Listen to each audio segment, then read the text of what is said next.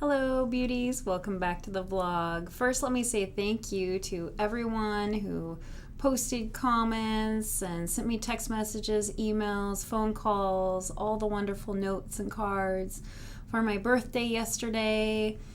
39, here we are, my last year of my 30s, and I have a feeling it's going to be quite a year. There's a big adventure ahead of me, and I'm looking forward to it. I'm excited about it.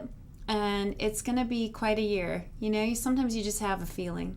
So thank you everyone so much for that. This week we've been talking about mentoring. We've talked about how to determine what you're looking for in terms of professional development. Mentoring, from my perspective, is something that you want to be ready for, ready to receive, have that feedback. We talked a little bit about the components of mentorship and how you can assess your own leadership skills, and also about some lessons that I've learned from mentors in my life. So today we're going to talk about how to choose a mentor. And really for me, I want to give you a couple things to consider as you look for someone who's going to mentor. And they're really characteristics of the person and of the relationship and how they communicate with you and you communicate with them. One of the biggest things that has helped me in working with mentors, and also being a mentor myself, is that as someone who's being mentored, I want to feel as if I'm in charge of my own destiny, that my fate is in my own hands. And as part of that, I prefer to make my own decisions.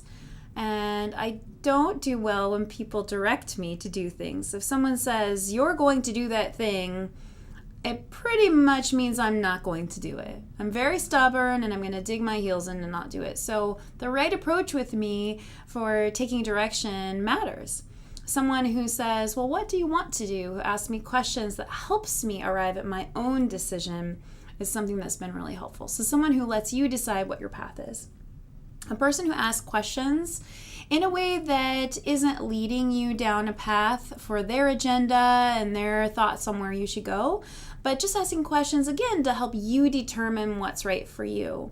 And that you're able to hear those questions and receive those questions and their feedback. Someone who cares about your success is really important.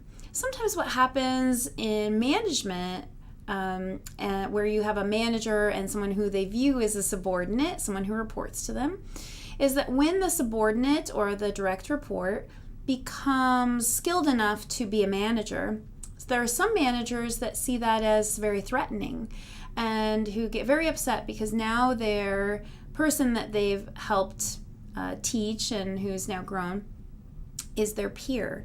And not everyone enjoys being a peer with the people that have reported to them in the past.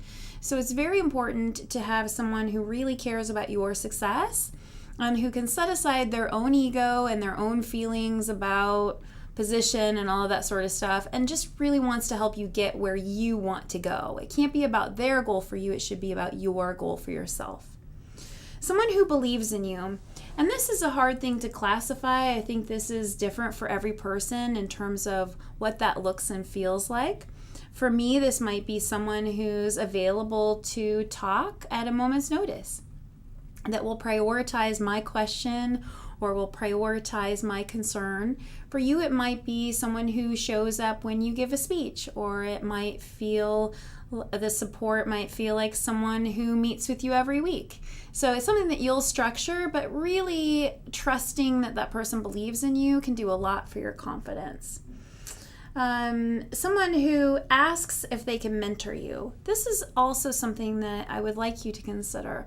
So there are certain people who, and sometimes this is a training thing on a mentor's part, but they might say, what you should do is, and what I would do if I were you, and they start to really give you advice.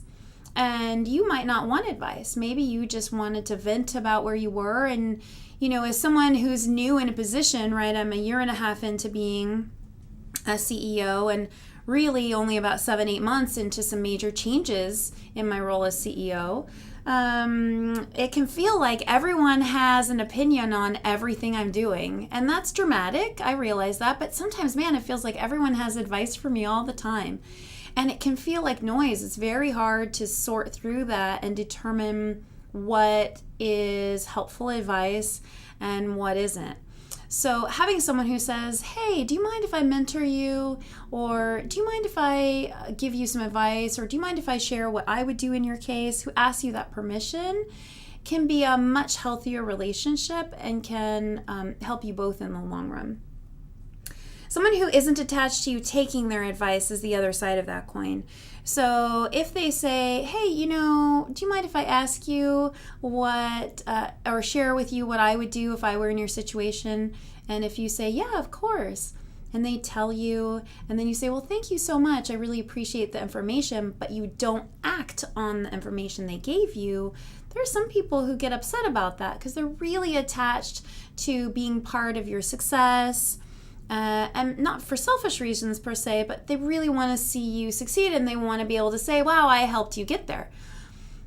Someone who is a mentor that would work well for me is someone who not only asks if they can mentor me, but if I don't take their advice, they're like, no problem, you needed to do what you needed to do, and I can't make your decisions for you. So it's a big differentiator that's been important for me. It might not be important for you. And then certainly they help you gain a lot of confidence because you have someone that is listening to your questions, taking you seriously, not giving you unsolicited advice, right? So a mentor treats you as if they're your peer. Even if you have years apart in experience, you can be different genders, you can have different industries. None of that stuff really matters if you have some commonality and if you can have this mutual respect for ideas. So I want to end this with some things that I've learned from one of my favorite mentors who still mentors me occasionally, who's retired. And he talks a lot about how I need to think about, when he asks if he can mentor me, that I do not operate as myself on an island. Sometimes in a position like mine, I experience a profound loneliness. It feels like the decisions and the weight and the responsibility are heavy sometimes. And when you're in details all day long for weeks at a time, when it rains for 140 days plus in a row, right, things can clutter your mind and not help you see really where you are. And he is really great for reminding me that there's me, but that I get to interact with my colleagues here and in the community, that there's a community at large, and then our clients. And that we have these 3 different groups to interact with, and it's not me by myself, that there's lots of people to interact with. And a mentor is wonderful for giving us that perspective. Also, I've learned from him about servant leadership, which fits my style of leadership as an idealist, of getting in the trenches and being right there alongside people. That has some unintended consequences if the team's working really well, right? And I'm like, oh, let me help you work on that. But that's a very important part of things for me. Collaboration, which I've already talked about. And then he has an interesting phrase about not leaving footprints. In other words, whether we, and this comes from an old thing with Boy Scouts, I think, that we leave the world better than we found it. You hike a trail, you find trash, you pack it out.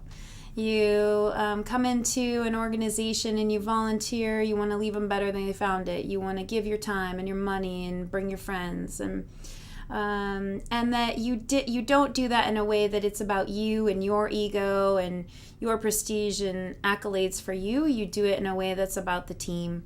And I just love that. So don't leave any footprints. Next week, we're going to talk about scarcity. It's a topic that several people have asked about in the last several months. This is a great topic for nonprofits and for-profits alike, and we'll talk about that. But thank you, everyone, for all the birthday wishes this week, as well as the comments and thoughts on mentoring. I'll see you next week.